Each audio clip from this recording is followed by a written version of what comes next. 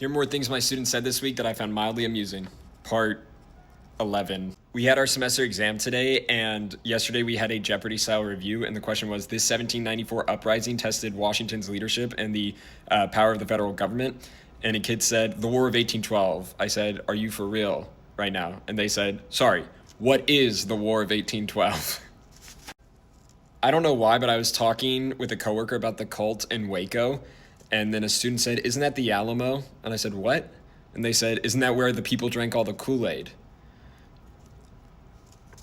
And you know what? Never forget it.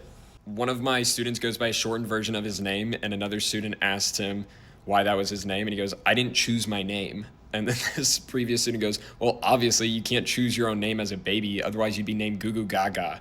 And that was funny. That was more than mildly funny. A student asked me this morning, Mr. Jan, is Texas in Europe or in Asia?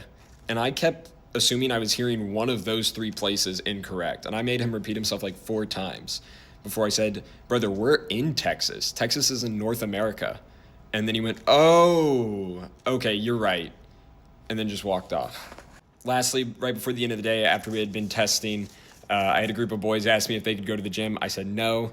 They said, can we please go to the gym? I said, no. And then they looked at each other and said, what if we beat him in a dance battle? And then they both just did a little jig and then looked at me and said, now can we go to the gym? The answer was still no. They said, Zog, we danced for you.